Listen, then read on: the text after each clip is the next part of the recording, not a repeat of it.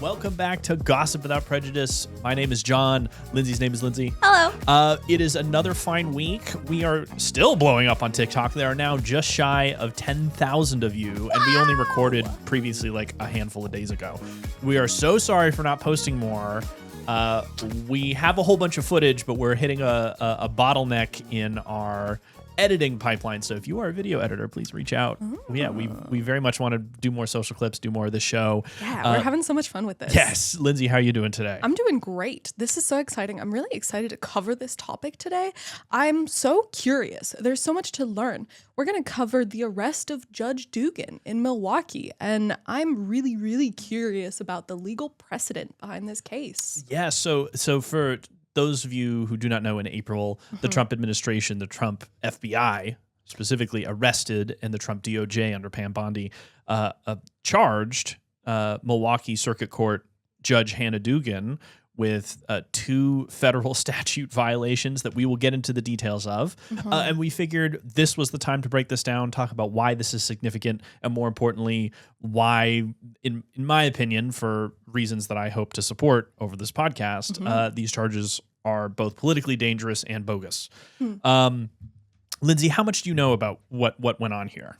I think I've got a generally pretty good idea. So Judge Dugan was trying a man on charges of domestic battery. Apparently he'd beaten up a couple of roommates over some loud music dispute. Allegedly. Allegedly.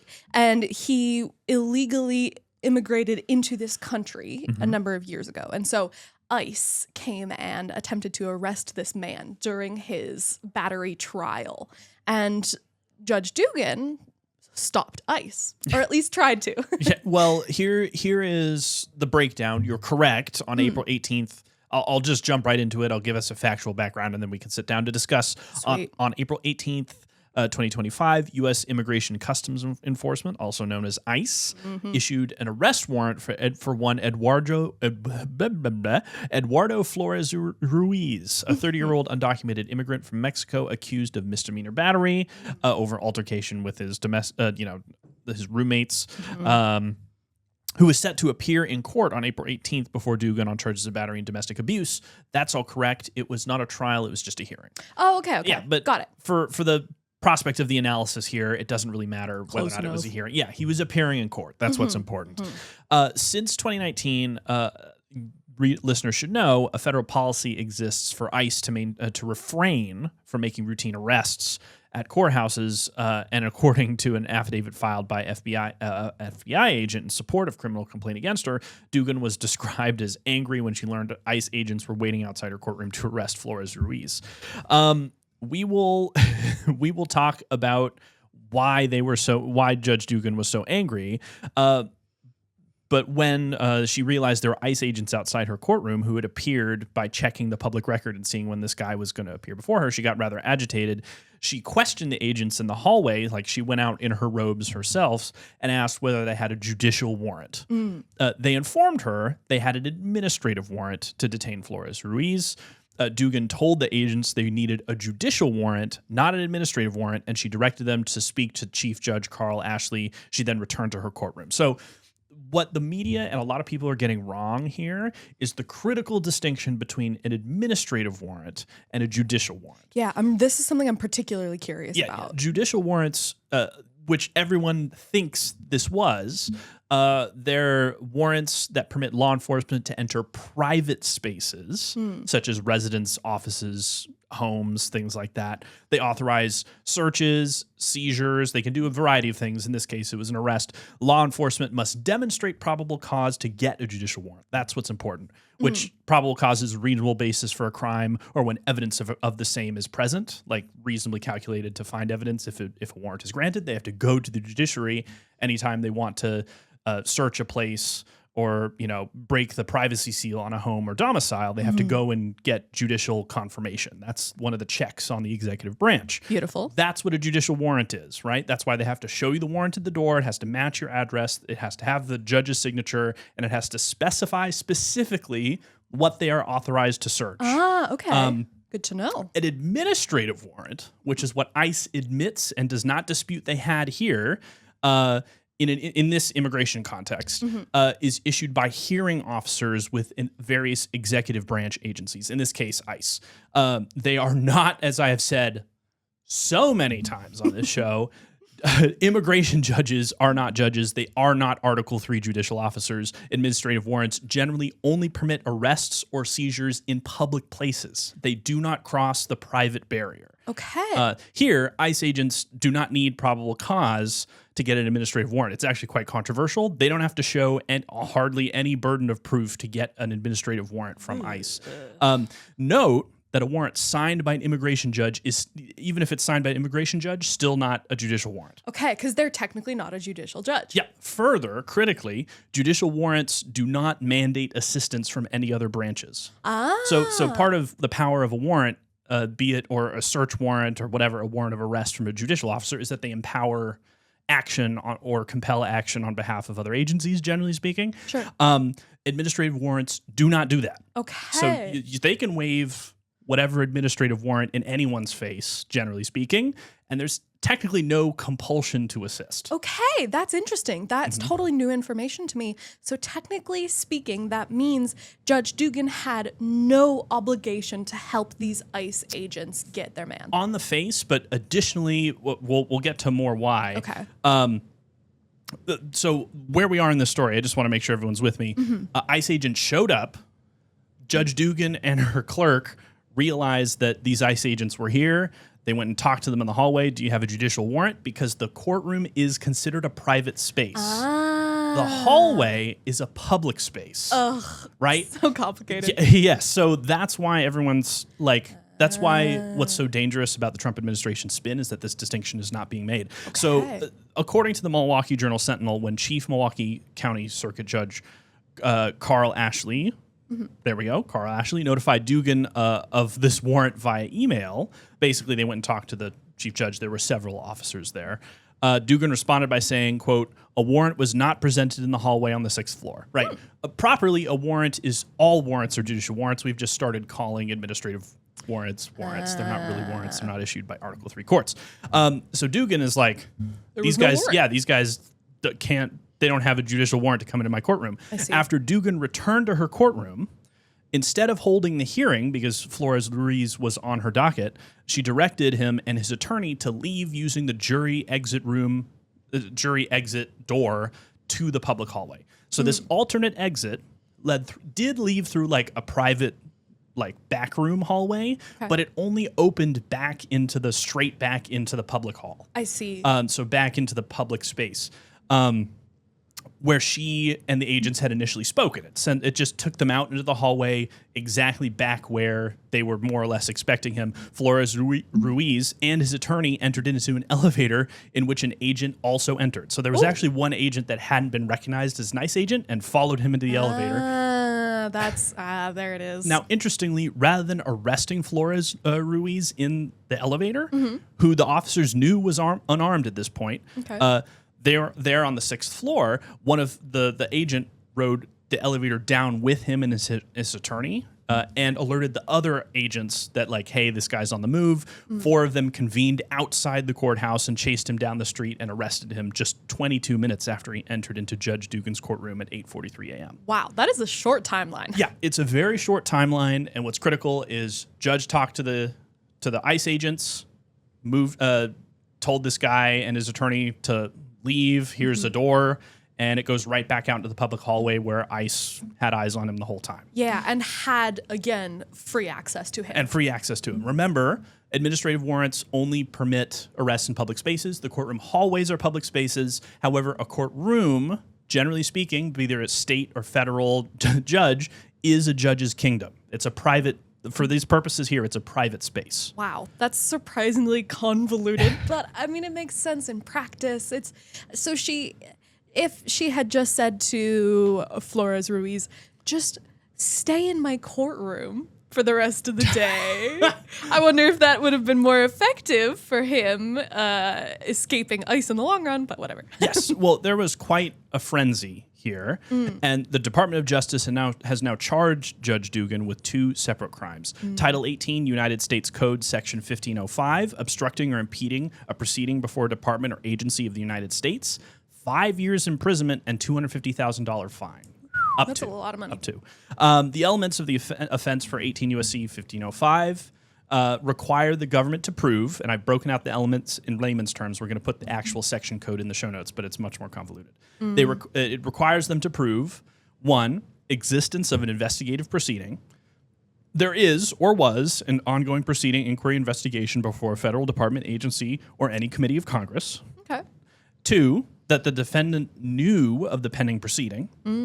3, that the obstructive action, like the defendant engaged in one or more of the obstructive actions outlined in the statute, such as withholding or falsifying documents or using threats or force. And corrupt intent. Judge Dugan did so with corrupt intent, meaning the actions were taken with a wrongful purpose to disrupt, impede, or influence the proceedings. Ironically, quick aside, many January 6th defendants were charged with obstruction of an official proceeding under this statute.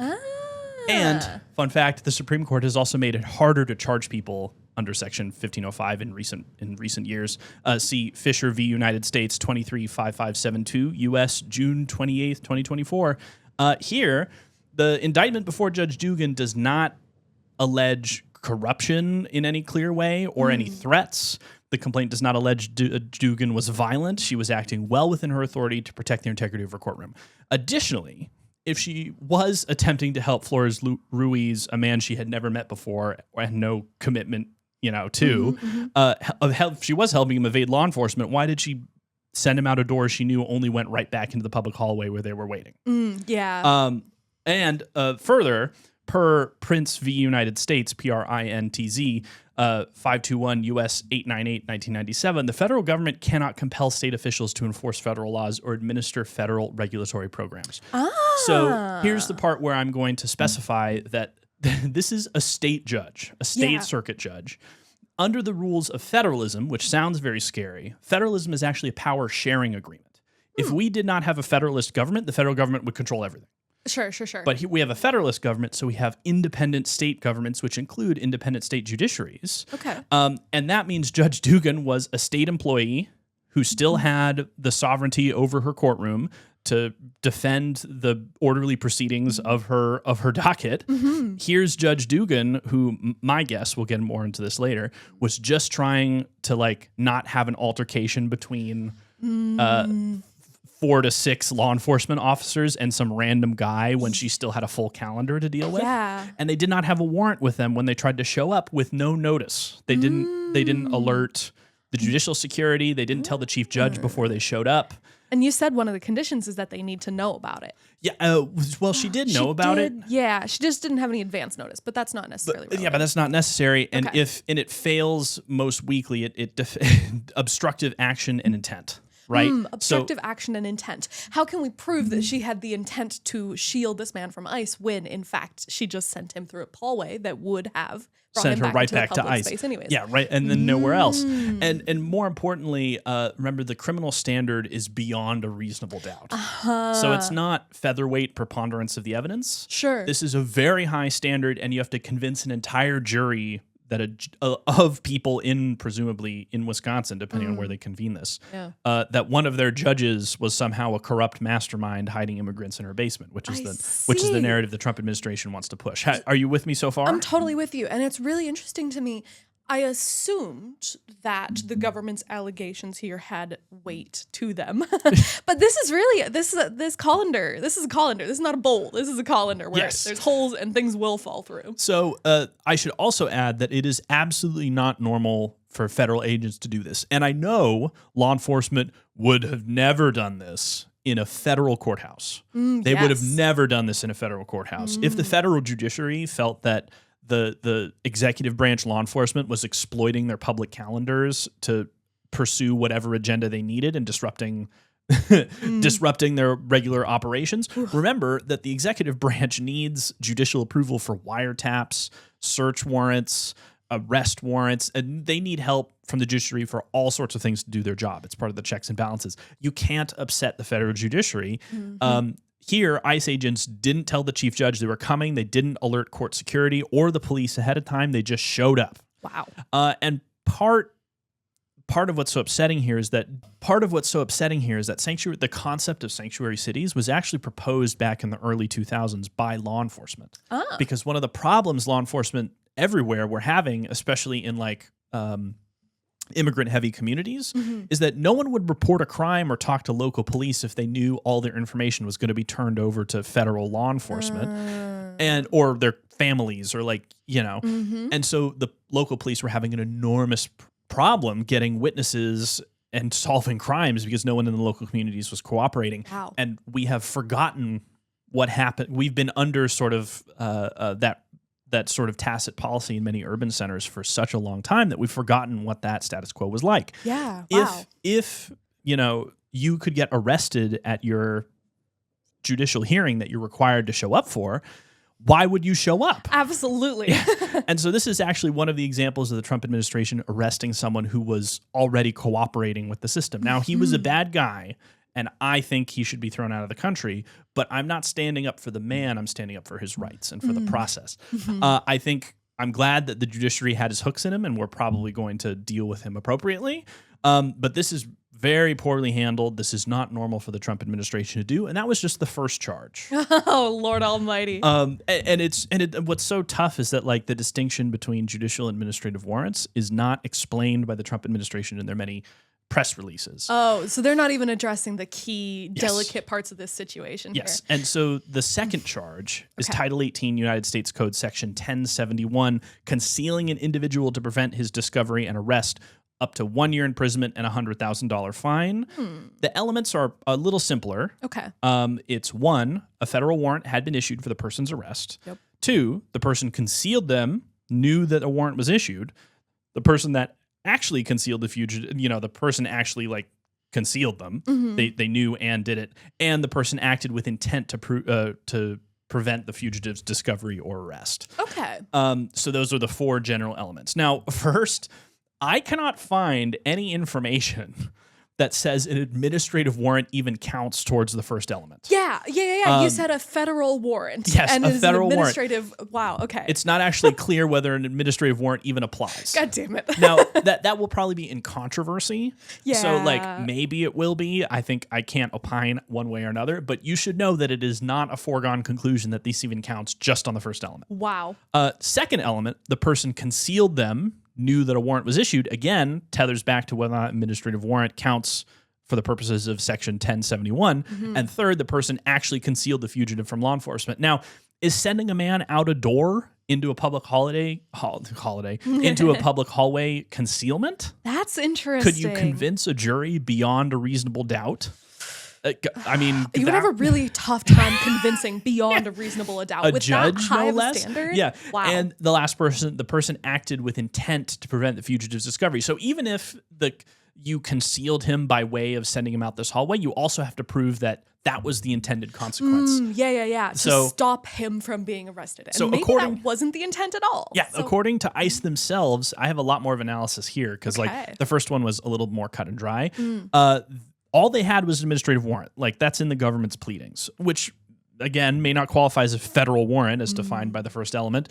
But for obstruction, it will be contested whether an immigration removal also counts as an investigative proceeding. Because again, not Article 3. Interesting. For concealment, it will be contested whether administrative warrant qualifies and whether directing Flores Ruiz out a specific door to the very same public hallway where the officers planned to arrest him and had a chance to arrest him amounts to concealment. Because remember, they had eyes on the guy the whole time. Yeah, wow. It was maybe like a 10-second window. While he was going through the private hallway. That's it. Yeah, so it speaks to mens rea, which is the guilty mind. I don't know why the fuck we don't just say guilty mind. We just love words. We love Latin. Both knowing about a warrant or process had been issued for the person and the arrest, and that Judge Dugan intended to prevent the fugitive's discovery is not at all clear from the factual record. So per USB, I actually don't know how to pronounce this, but USV Bissonette, Bissonnette,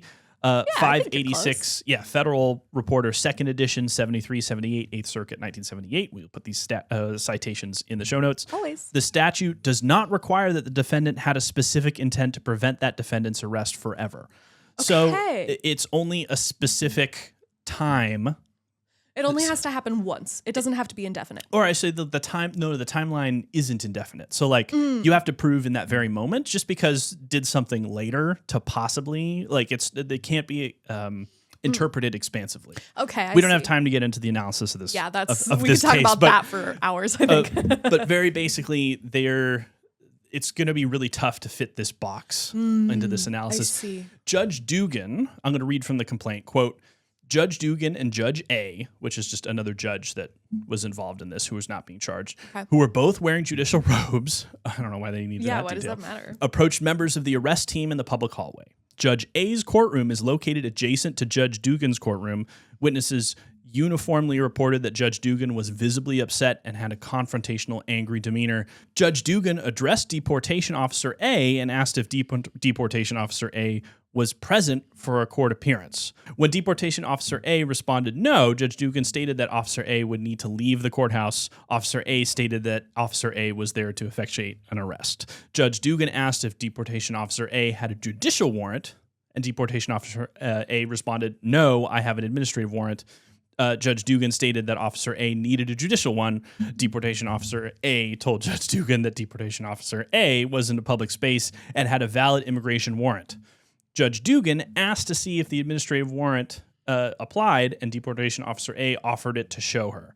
Judge Dugan then demanded that Officer A speak with the chief judge. Judge Dugan then had a similar interaction with FBI Agent B and CPB Officer A. After finding out that they were not present for a court appearance and that they were with ICE, Judge Dugan ordered them to report to the chief judge's office. Okay. So what happened is they showed up, and she was just like, go talk to the chief judge. Yeah, we're rather upset here.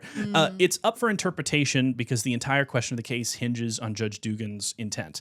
Now, the only clear evidence cited by the government that things were a little wonky was that Judge Dugan was mad. Which is perfectly understandable. Yeah, but judges get mad for all sorts of shit all the time. Yeah, that's nothing new. Like, for example, if federal agents showed up at your courtroom without prior notice to attempt to apprehend a man with an alleged history of violence in the middle of the working day. Who you're currently trying to work with and figure out. And so Almighty. She has an absolute interest in maintaining order in her courtroom and sending him back out into the public space in a way that she knew wouldn't make a fight in the doorway is well within her authority. So I empathize with that interpretation. They could say she's mad, therefore she's trying to hide him, I guess. But I don't know. There's no way that you could argue that logically and convince a jury. There is the only serious, most incriminating piece of evidence is a remark by the courtroom deputy. The most serious evidence against Dugan. Quote, second, according to the courtroom deputy, only deputies, juries, and court staff and in-custody defendants being escorted by deputies used the back jury door. Defense attorneys and defendants who were not in custody never used the jury door. So basically, it was an irregular procedure if this deputy's testimony is correct. And that is in the complaint. Okay, but that's thin.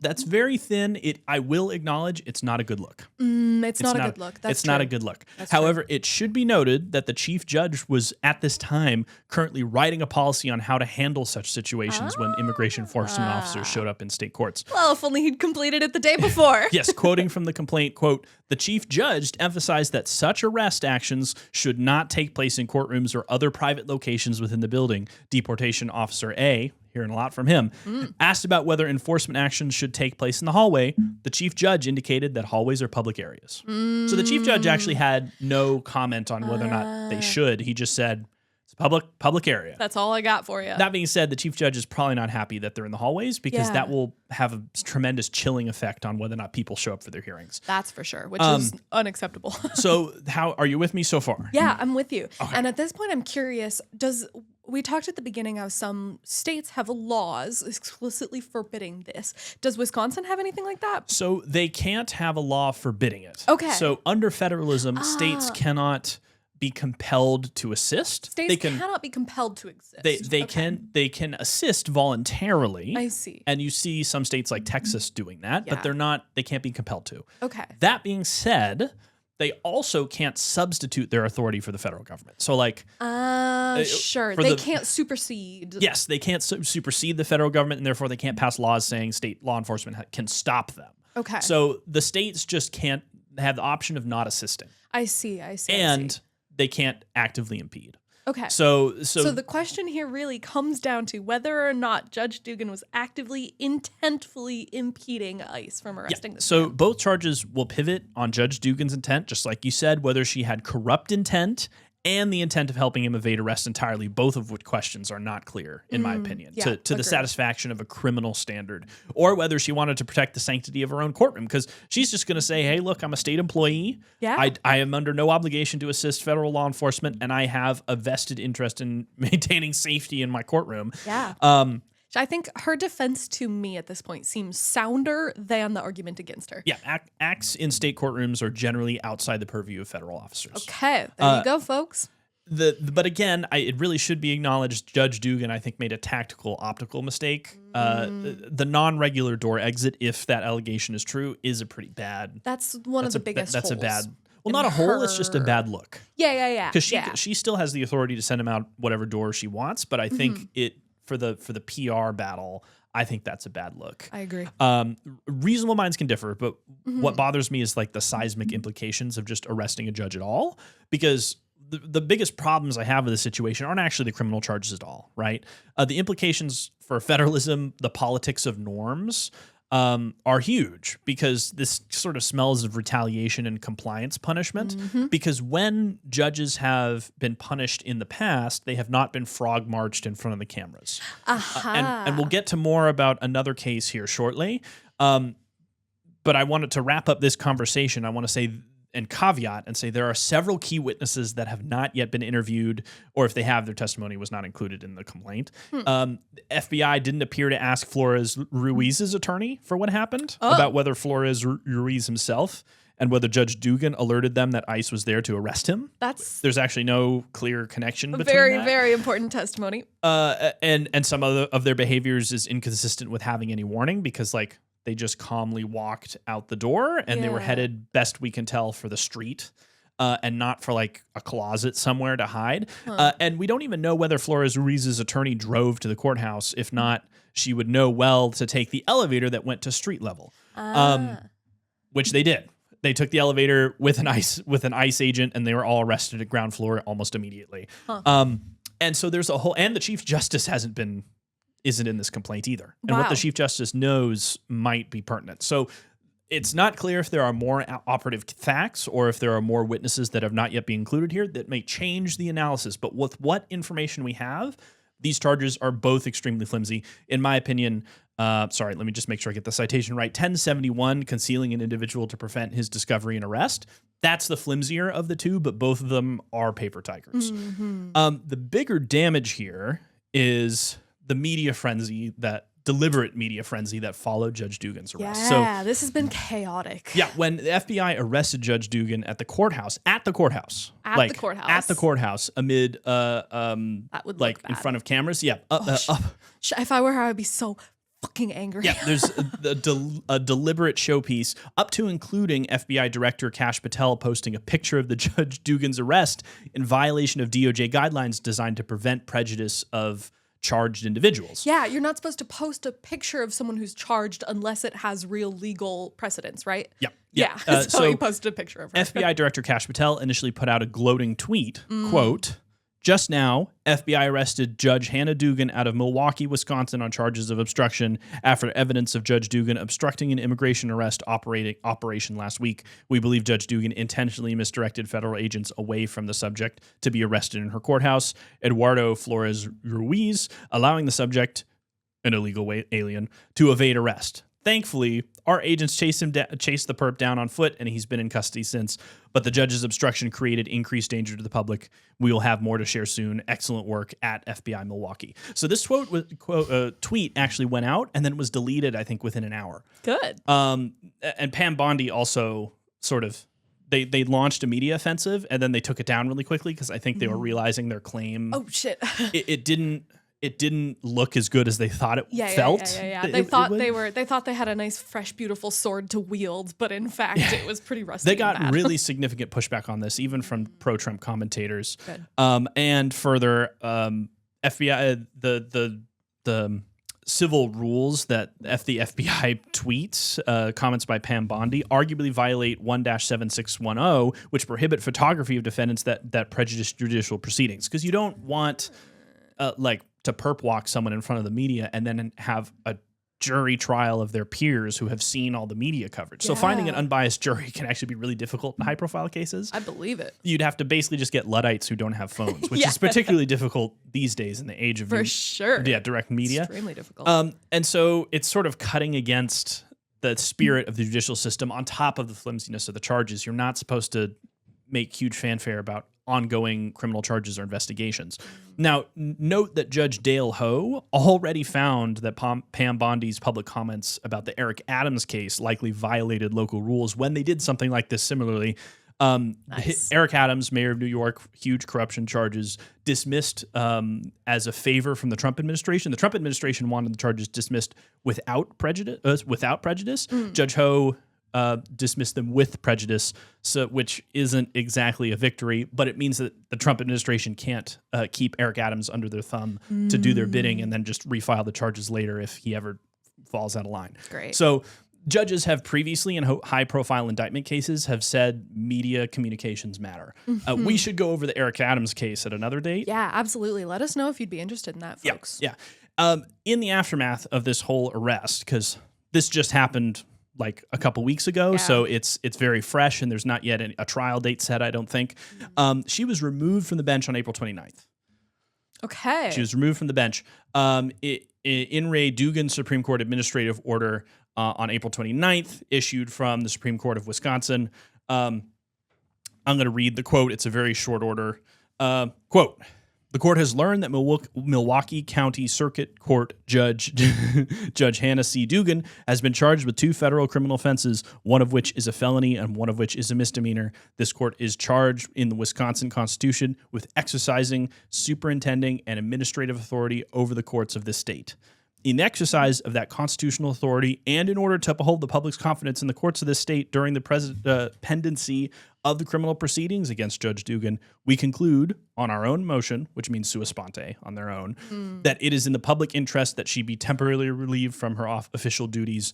Accordingly, it is ordered in the exercise of the court's superintending administrative authority over all courts of the state, that Milwaukee County Circuit Court County Judge Hannah C. Dugan is temporarily prohibited from exercising the powers of a circuit court judge in the state of Wisconsin." You know, that jives. That makes sense. Yeah. I think if a judge is under investigation for a crime, they should not be able to make decisions that impact the entire country potentially. Yeah. But it sucks for her. Well, I don't know. It's just such an unfortunate position to find yourself in. She must feel powerless and frustrated. Yes, and I agree. I think poor Hannah here has gotten caught in the crossfire of a political investigation. Yeah, agreed. But I also agree that she needs to be pulled from the bench immediately as soon as the Supreme Court learns of pending charges. She has not been ethically reprimanded. She's just been placed on administrative hold. And I think that's a valid perspective to take. I agree. Though here this is a state circuit court judge, so her rulings only impact only of the bounds of the state. But for sure. But still, the public's confidence needs to be upheld. If it was a different judge doing different things, I would support their suspension until pending, the merits of the issues. Yeah, I agreed. I wonder if it's paid suspension or not. I'm just curious. That varies state by state. Like every state has judicial ethics, judicial ethics bodies of some kind. Some have panels. Some have like an office attached to the Supreme Court. But one way or another, all their authority flows from the Supreme Court of each state because that's who regulates each state bar. And funnily enough, we have generally speaking, no federal bar. Like you only get admitted at the local jurisdiction level. So like you can get admitted in the state of Washington, in Washington, D.C., in Massachusetts, in Wisconsin. There's no independent, you can get like federal admission, but it all flows from your state admission. I see. Generally speaking. And I wanted to take this opportunity to also contrast this with another judge. Yeah, I love this. I'm excited to hear about this. There was another judge back in 2018, if some of you may recall, who got in remarkably similar trouble with the Trump administration for a remarkably similar circumstance. I want to contrast why these two cases are so different and also why I also support this second judge's charges because this is very different. So For those of you who may remember, on March 30th, 2018, Jose Medina Perez, a 38-year-old undocumented immigrant from the Dominican Republic, was arrested for narcotics possession in Newton, Massachusetts, which has been a sanctuary city since 2017, which basically means, I don't like the way media portrays this, but sanctuary city just means you don't help or impede federal law. It's not like an action you take. Okay. Quote, he was also thought to be the subject of a drunk driving warrant issued in Pennsylvania after his fingerprints were found to match those of someone deported from the U.S. twice in 2003 and 2007 and barred from re-entry in the United States until 2027. So this is back in 2018, and he was banned for like 10 years. Wow. So this was not a good guy. Yeah, this is different. Yeah. But again, that makes no bearing on exercise of his constitutional rights or the good functioning of the system. I just want to point that out. I see. On April 2nd, 2018, Medina Perez was brought to the Newton District Court. So this is a state district court level. According to the indictment, at 9:30 a.m., an ICE officer arrived to observe the hearing and detain Medina Perez if he were released. So it was like a bail hearing, I think, and they showed up to, like, if the state system let him go, they were going to grab him immediately. Now, Medina Perez's hearing began at 2:48 p.m. in the evening with Massachusetts State District Court Judge Shelley Richmond Joseph, a former assistant attorney general and criminal defense attorney, presiding. Experienced. Joseph had the clerk ask the ICE officer to leave the courtroom and wait in the lobby. So a similar remarkable reaction, like, guys, like, I don't like that you're here. Yeah, you got to be in public places, or you got to coordinate with me ahead of time. They just showed it. They seem to have just showed up again by all the information I can find. According to Joseph, this was in keeping with court policy at the time. According to the indictment, the ICE officer was told that Medina Perez, if released, would leave through the lobby. So they're like, he's going to leave through a public space. Yep, that's just wait outside. We don't want. That's perfectly reasonable. Yeah, we don't want a physical altercation. Like, yeah. we don't need people getting fucking tackled by federal. God, no. Yeah, like going in for your parking ticket and get attacked by ICE officers. It's dangerous for everybody. Like, yeah. And again, chilling reaction on good judicial proceedings. Joseph, remember the Judge Joseph, held a sidebar conference with the prosecutor and Medina Perez's defense attorney. Medina Perez was eligible to be released on bail. This is a bail bond hearing.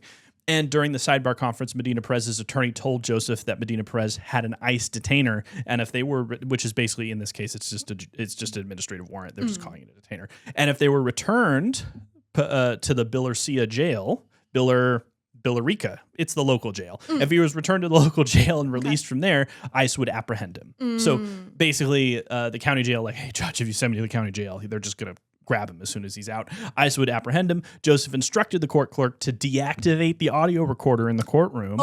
Allegedly in violation of Massachusetts courtroom rules and norms. The recording remained off for 52 seconds. Ooh, that's really incriminating. So we're already seeing some very stark differences here. Absolutely. Though the impulse was probably the same to begin, like, hey, we need judicial order. It's not right and there's probably also a moral affront. Like, we don't want people getting attacked.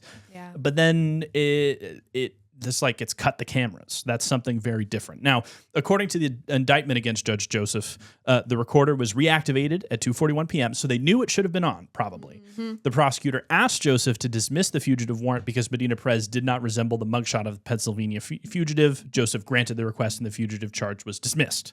So they basically all conferred. The prosecutor and the defense counsel was like, okay, how do we get through this? How do we get this guy out? They turned the record back on and then dismissed some charges on the record. The drug possession charge did not require Medina Perez to be held in custody. So that's why they dismissed it, and it would be the subject of a pretrial conference held at a later date. Joseph ordered Medina Perez to be released. Okay. So they cut the cameras.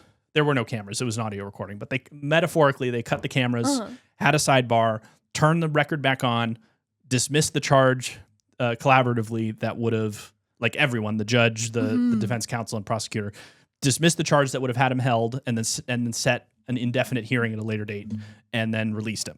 Okay. Which was the subject of the hearing they had originally come for, but it sounds like things took a significant turn.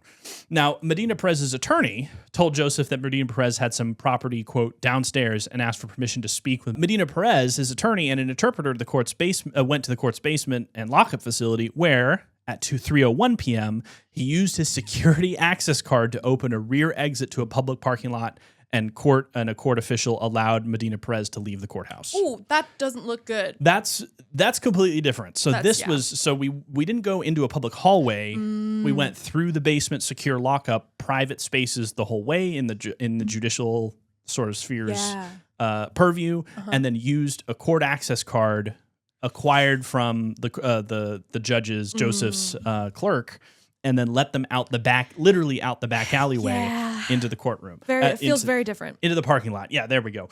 According to federal prosecutors, Joseph and McGregor, which is the clerk, helped. They were both charged. We're talking about Joseph here, but a clerk was charged alongside her. Okay. Helped the defendant evade detention by allowing him to leave the courthouse through a rear exit with ICE agents waiting in the front lobby. They had told the ICE agents, wait for him in the front lobby. And then they secreted him out in the back. Yep, exactly. A grand jury investigation began within weeks, and on April 25th, 2019, Joseph and McGregor were both indicted. Okay. Joseph surrendered to authorities, and McGregor was arrested at home. So Joseph was the judge. McGregor was arrested at home. They both pled not guilty and were released without bail. Okay. So McGregor retired, and Joseph is on administrative leave with pay pending trial. Okay, still pending trial. Yep. A motion to dismiss filed by Joseph was initially denied, and as of July 2020, no trial date had yet been set. On September 22nd, 2022, so like years passed, the federal prosecutor overseeing the case announced that all charges against Joseph would be dismissed as part of an agreement requiring Joseph to self-refer to the Massachusetts Commission on Judicial Conduct and make certain admissions in connection with that referral. Huh. Okay. Yeah. So this is we're gonna drop our charges as long as you go to your power and get reprimanded. Well, by that body. This is exactly why I have problems with the Dugan charge. The circumstances are shaky. The charges are bogus. The PR circus was batshit orchestrated. Yeah, it was orchestrated. It was a frog march. But even on top of that, the proper way you prosecute, generally speaking, judges and other members of the bar is you go to the ethics, you go to the bar administration, you go to the Judicial Ethics Committee, whatever your state has, you go to them first, at least. And then that's what happened here is they dismissed all the charges and referred to the Judicial Conduct Committee. And federal prosecutions of state judges are extremely rare everywhere in the United States. This was this here in Massachusetts in 2018 was the first prosecution of a sitting Massachusetts judge since, guess. I'm going to guess 1901. 1787. Ooh, wow. 1787 to 2018, not a single Massachusetts state judge was indicted for anything. Back in 1787, it was a judge that was prosecuted for helping rebels in Shays' Rebellion. So it was the old American Revolutionary stuff. The old good boys. Yeah, the case came amid escalating tensions between the first Trump administration and so-called, sanctuary cities in Newton. So since 1787 to 2018, and then now. Wow. So we had both under the Trump administration, by the way. Wow. That's why I have a problem with this. There's been no judicial forwarding. It's so strange. It's just immediate. And it was also strange back in 2018. I'm not claiming that the 2018 charges were regular because they weren't. It also shouldn't have been done that way back then. It should have gone straight to the Judicial Ethics Committee. And then once the Ethics Committee had its findings, that's when you charge. So the damage, like arresting judges in their courthouse, this is clearly combined with the fact that these charges never happen. They happen publicly and they're flimsy. The Trump administration isn't trying to necessarily win here. They're trying to send a message, right? It reeks of politics in the worst way possible. It's this paper tiger stuff that you talk about all the time. Yeah. It's the same. Yeah, well, and actually, it's so funny. One of the reasons why I waited to this episode until today is that the Massachusetts Judicial Conduct Commission just this morning, as of an hour ago before recording, released their first hearing date in Judge Joseph's case. The hearing will take place in courtroom 1309, the Suffolk County Courthouse located at 3 Pemberton Square in Boston, Massachusetts. The hearing will begin with a view at the Newton District Court at 7:30 a.m. on June 9th, 2025. Got to get plenty of coffee for that morning. Yeah. But it's a month away. 7 years have passed since that incident. So the judge has been off the bench this whole time. Okay, so, well, that's good. Yeah, to be sure. That's such a long time for this event to just sit in limbo. Yeah, so disappointing. The clear differences, right? To recap, you have both judges. wanted ICE out of their immediate courtrooms into public spaces. However, only the Massachusetts judge Joseph actively shepherded the fugitive through non-public spaces after deliberately misdirecting or allegedly misdirecting ICE agents to a public space where they should wait for him and while they let him out the back parking lot. That's unacceptable. I think, we need to be a society of consequences. And that also means, even if we don't personally agree with him, that means complying with federal immigration regulations. That we do badly need immigration reform in this country that doesn't play into the analysis here. Judge Dugan is a political straw man. She's a prop.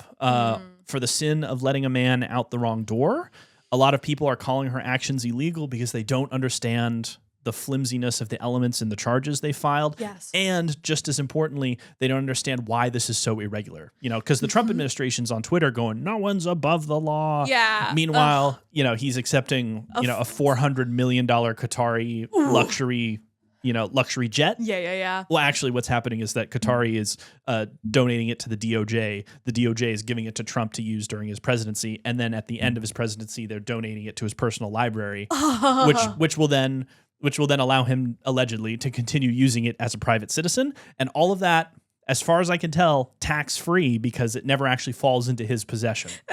Yeah, because the presidential libraries are generally trusts. So, Hate it. Yep. So a whole bunch of weird stuff stacking up here, but I wanted to sit down and explain this to everyone, why this is so strange and why I absolutely abhor anyone who's like, Judge Dugan, is doing the wrong thing here. No, it's not. And I think people need to stand up and talk about it more. Lindsay, what's your thoughts now that we've gone over the whole thing? I am really, really glad to hear all the details of this. It completely, not surprises me, but it's completely new to me just how complex this is and the flimsiness of these arguments. So I'm really glad that we've gone over this.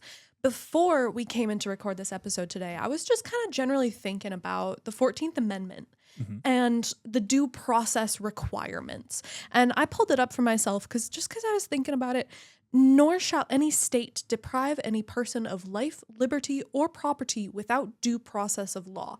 So I've just been thinking, technically, I see that one could make an argument that what ICE was doing was obstructing the due process of law by coming to arrest this man in the courthouse before his battery thing was settled. So, that's the frustrating thing is that in federal immigration proceedings, generally speaking, your due process, like Abrego Garcia in El Salvador. Ooh, what a case. Well, what's the reason why it's so troubling is that the bar isn't hell for federal immigration proceedings. It's all subject to enormous amount of discretion by the executive branch. All immigration matters generally are. Broad discretion by the executive branch. All of your due process is, are you this person? Are you eligible for removal? Yes, no.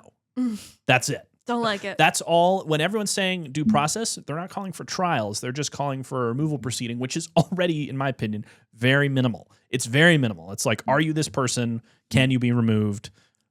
Out you go. Yeah, exactly. That's it. There are almost no questions at federal immigration proceedings. And don't like it. Yeah.